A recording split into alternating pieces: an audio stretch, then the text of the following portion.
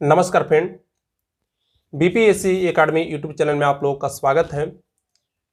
आज जो मेरा वीडियो होने वाला है फ्रेंड, वह होने वाला है आरआरसी ग्रुप डी की तैयारी हम किस प्रकार से करें, कौन कौन से ऐसे बुक्स हैं जिसको हमें इस तैयारी में अध्ययन में लेना चाहिए और किस प्रकार से तैयारी करना चाहिए और किन किन बातों का आपको ध्यान रखना चाहिए अगर आप ग्रुप डी की प्रिपरेशन कर रहे हैं तो।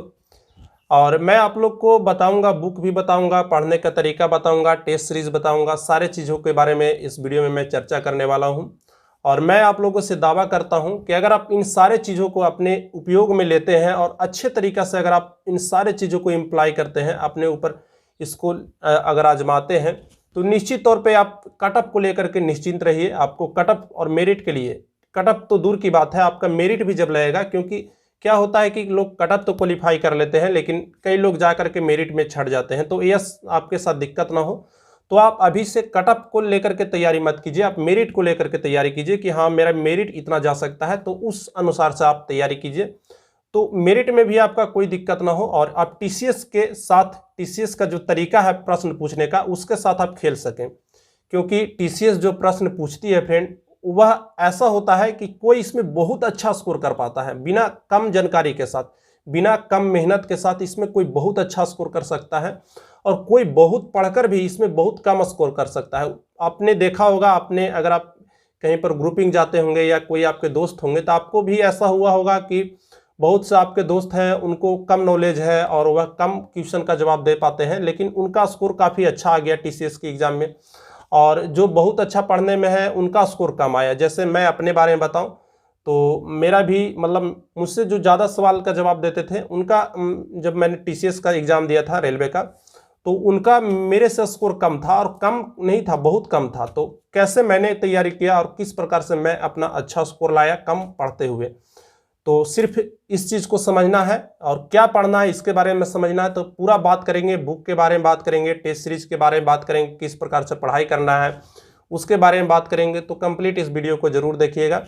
तो सबसे पहले हम समझ लेते हैं कि आखिर ग्रुप डी में पूछा क्या जाता है। तो ग्रुप डी में आपको जनरल साइंस पूछा जाएगा, जनरल अवेयरनेस पूछा जाएगा, रीजनिंग पूछा जाएगा, मैथ पूछे जाएंगे और करेंट अफेयर पूछे जाएंगे। अगर मुख्य रूप से अगर आपको अच्छा स्कोर करना है तो आपको किन चीज़ों पर आपको फोकस करना चाहिए, मैथ और रीजनिंग जो आपका है, इस प्रकार से इसको तैयार करना चाहिए ताकि आप इसमें बेहतर से बेहतर स्कोर कर सकें। आप एक भी नंबर को ना छोड़ें, एक भी नंबर की मैं बात कर रहा हूँ। अगर 50 नंबर का आपका मैथ अगर रीजनिंग आ रहा है तो टारगेट यह होना चाहिए कि मेरे 48 नंबर मेरे आए।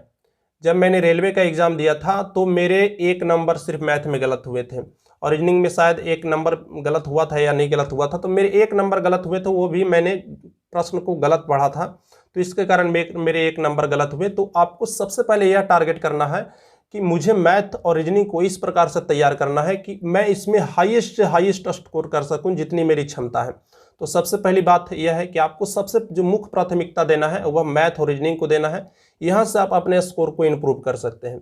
इसके लिए मैं बुक्स भी बताऊंगा कैसे इम्प्रूव करना है प्रत्येक सब्जेक्ट के, इसके बारे में भी चर्चा करूंगा। उसके बाद जो सबसे इंपॉर्टेंट आ जाती है मैथ रीजनिंग के बाद, वह आ जाती है आपकी साइंस के सेगमेंट। साइंस के जो सेगमेंट होते हैं फ्रेंड, आप इसको डायरेक्टली रूप से, अगर कोई ऑब्जेक्टिव वन लाइनर बुक्स है तो आप टीसीएस के प्रश्न को हल नहीं कर सकते हैं। यहाँ से आप रटते रह जाइएगा, आपके प्रश्न नहीं सोल्व होंगे। लेकिन अगर आपके पास बेसिक अंडरस्टैंडिंग है, आप क्वेश्चन की समझ रखते हैं, क्वेश्चन को समझते हैं रटने के बजाय, तो आप साइंस में बहुत अच्छा स्कोर कर सकते हैं। और मैं अपने बारे में बताऊं तो मैंने भी साइंस में काफ़ी अच्छा स्कोर किया था। रेलवे के मैं जब आरआरबी एलपी का एग्ज़ाम देने गया था तो वहाँ पर भी मेरे हर जगह पर मैं साइंस में ठीक ठाक स्कोर कर लेता हूँ। तो वहाँ पर मैंने किस प्रकार से इम्प्रूव किया, तो आपको साइंस को भी सुधारना होगा, इसके लिए भी मैं बुक बताऊंगा सारे चीज़ के बारे में। उसके बारे में जो तीसरा इंपॉर्टेंट चीज़ है वह करेंट अफेयर। करेंट अफेयर को आपको किस प्रकार से तैयार करना है, तो करेंट अफेयर भी एक बहुत महत्वपूर्ण भूमिका निभाता है। इसमें आपको 10 से 12 नंबर आपको लगभग करेंट के देखने को मिलेंगे, यानी कि आप मान कर चलिए कि आपको 10 नंबर है वह करेंट से देखने को मिलेंगे। तो 3 सेगमेंट हो गए जिस पे आपको मुख्य रूप से फोकस करना है। और जो इससे कम फोकस करना है वह फोकस करना है जनरल अवेयरनेस, यानी कि जो history, geography, polity S section होता है उसकी महत्व थोड़ी ग्रुप डी में कम होती है, तो उस पर आपको थोड़ा कम मेहनत करना है। उसके लिए आप किसी वन लाइनर बुक को ले सकते हैं, जैसे अगर आप चाहें तो आप स्पीडी से भी उसमें काम चला सकते हैं, या और किसी बुक की पतली बुक की तरफ जा सकते हैं, कोई दिक्कत नहीं है। 3 सेगमेंट पे आप कंप्लीट फोकस कीजिए, उसके बाद अपने स्कोर में इंप्रूवमेंट देख सकते हैं। तो सबसे पहले अगर हम मैथ रीजनिंग की बात करें तो देखिए, मैथ रीजनिंग अगर बात करें ग्रुप डी के बारे में, मैथ रीजनिंग के बारे में बात करें तो ग्रुप डी में मैथ रीजनिंग बहुत कठिन नहीं होते हैं। और अगर आपको मैथ को सिर्फ फॉर्मूला वाइज अगर आप पुट करना चाह रहे हैं तो आपके लिए कठिन हो जाएगा। आप अगर टीसीएस के एग्जाम को निकालना चाहते हैं तो सबसे पहला जो क्लू पॉइंट है और की पॉइंट है जो आपके प्रत्येक क्वेश्चन में काम आएगा, वह है क्वेश्चन के पैटर्न को समझना। क्या क्वेश्चन पूछ रहा है उसको आप समझिए। कई बार ऐसे प्रश्न होते हैं टीसीएस में फ्रेंड कि आप अगर सोल्व करने जाएंगे तो आपको ऐसा लगेगा कि बाप रे यह कितना लंबा प्रश्न है और इसको मैं पढ़ने में ही आपको 20 से 30 सेकंड लग जाएंगे, इतना 5-5, 6-6 पैरा का प्रश्न रहेगा। लेकिन अगर आप उसको समझिएगा तो आपको ऐसा भी हो सकता है कि पेन भी चलाने का जरूरत नहीं पड़े। तो आपको सबसे पहले आप मैथ का प्रश्न लीजिए और मैथ के प्रश्न को समझना शुरू कीजिए कि आखिर यह प्रश्न पूछ क्या रहा है। क्योंकि टीसीएस है जो अदर एग्जाम जैसा नहीं होता है कि ये टॉपिक से इस तरह के प्रश्न आ रहे हैं तो ये टॉपिक से इस तरह से प्रश्न आ रहे हैं तो उसी तरह से पूछेगा।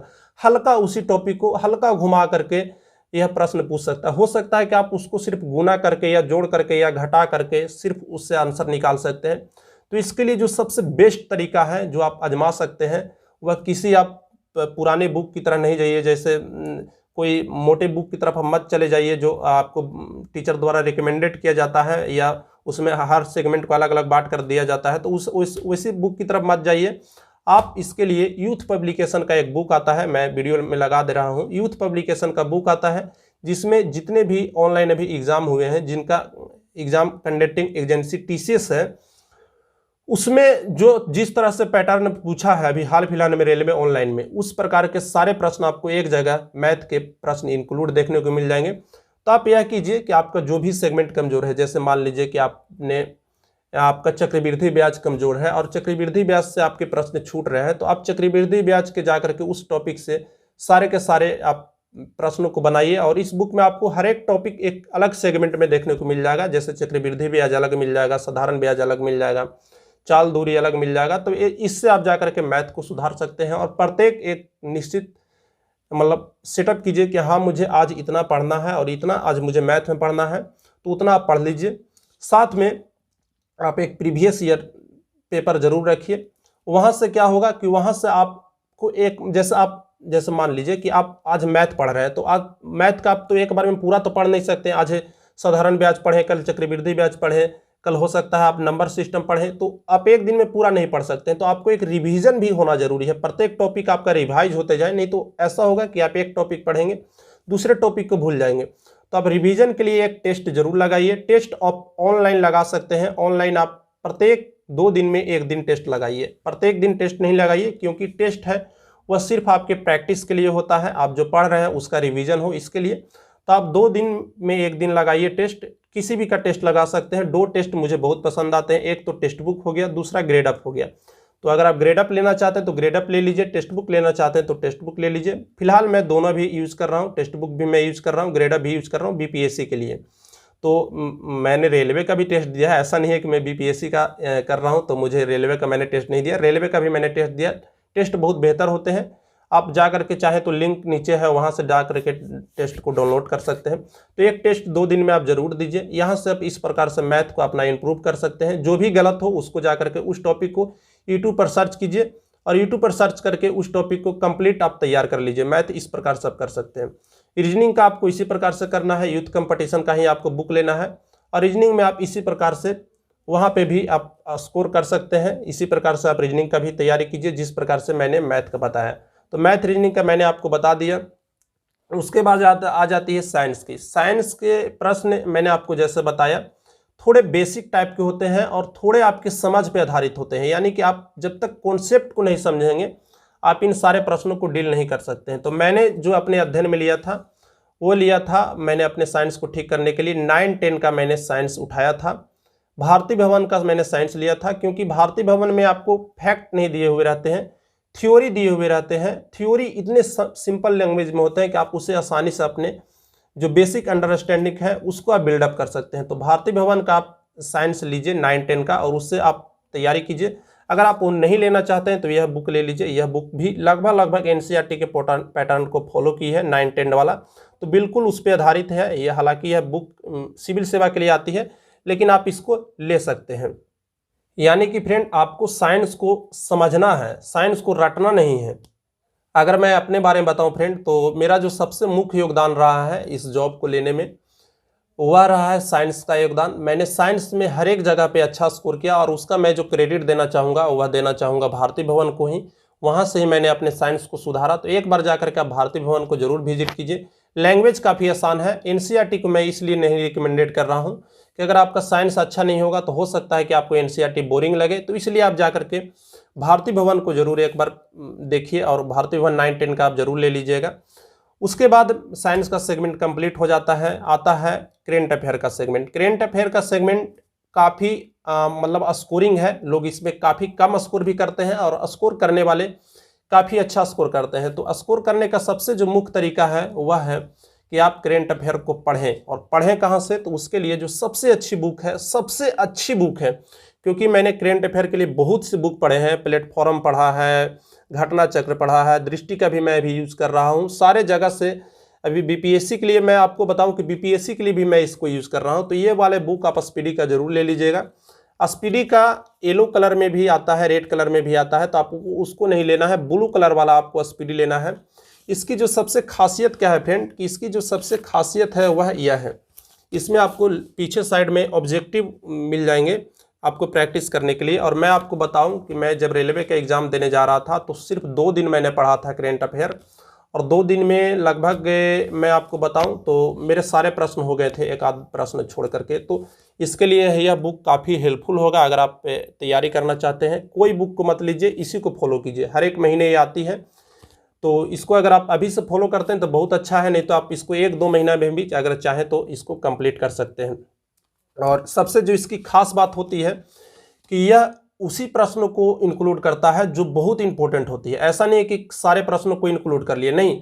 अगर कोई प्रश्न बहुत पुराने हैं और अगर वह इंपॉर्टेंट है तो यह बुक में वह भी प्रश्न आपको देखने को मिल जाएगा। हो सकता है कि 2016 के भी आपको इसमें प्रश्न देखने को मिल जाए, 2018 के भी प्रश्न देखने को मिल जाए। तो 2016 वाला ऐसा नहीं कि सारे प्रश्न को सम्मिलित कर लेगा, एक आध प्रश्न।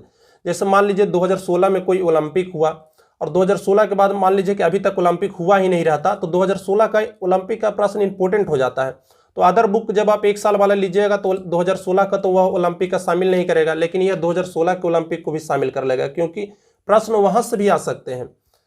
तो यह बुक काफ़ी इंपॉर्टेंट है बीपीएससी के लिए, रेलवे के लिए, किसी भी जगह का अगर आप साइंस का तैयारी करते हैं तो यह बुक काफ़ी इंपॉर्टेंट होता है।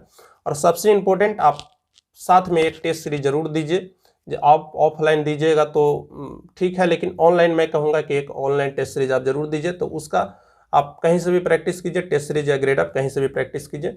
और इन सभी से सबसे जो इम्पोर्टेंट चीज़ है वह आत्मविश्वास है। 1 लाख सीट है, एक सीट लेना कोई बहुत कठिन नहीं है। तो आत्मविश्वास जगा कर रखिए और पढ़िए, मन लगा कर पढ़िए, क्योंकि पढ़ाई इन बुक के बिना, जैसे बुक है वह अधूरी है पढ़ाई के बिना। अगर आप पढ़ेंगे ही नहीं तो मैं बुक बता दूंगा ऐसे पढ़िए, ऐसे पढ़िए, इस चीज़ को पढ़िए, इस चीज़ को पढ़िए, लेकिन आप पढ़ेंगे ही नहीं तो मेरा बताया हुआ निरर्थक जाएगा। इस वीडियो को तो बहुत लोग देखेंगे ना, लेकिन अप्लाई तो बहुत कोई करेंगे नहीं। तो बस मन लगाकर पढ़िए और यह सोचकर चलिए कि यह मेरे लिए आखिरी है, क्योंकि आपको पता है कि वैकेंसी रेलवे में बहुत दिन पे आती है और इतनी बड़ी वैकेंसी शायद ही कभी रेलवे में आएगी। तो सबसे इम्पोर्टेंट है आपको पढ़ना, और पढ़ना सिर्फ यही आपके लिए इम्पोर्टेंट है। तो आज का वीडियो कैसा लगा? कोई अगर टॉपिक पे डाउट हो, किसी प्रकार का कोई डाउट हो तो इंस्टाग्राम पर आकर आप हमें पूछ सकते हैं, लिंक डिस्क्रिप्शन में दे दूंगा, कमेंट कर भी पूछ सकते हैं। वीडियो पसंद आई तो लाइक भी कर सकते हैं, नहीं पसंद आई डिसलाइक कर सकते हैं। और बहुत ज़्यादा पसंद आई है, आप इस तरह के वीडियो देखना चाहते हैं, हमें सपोर्ट करना चाहते हैं, तो चैनल को सब्सक्राइब कर आप हमारे साथ जुड़ सकते हैं। तो आज के लिए बस इतना है फ्रेंड, मिलते हैं फिर एक किसी नए वीडियो में। टेक केयर, धन्यवाद।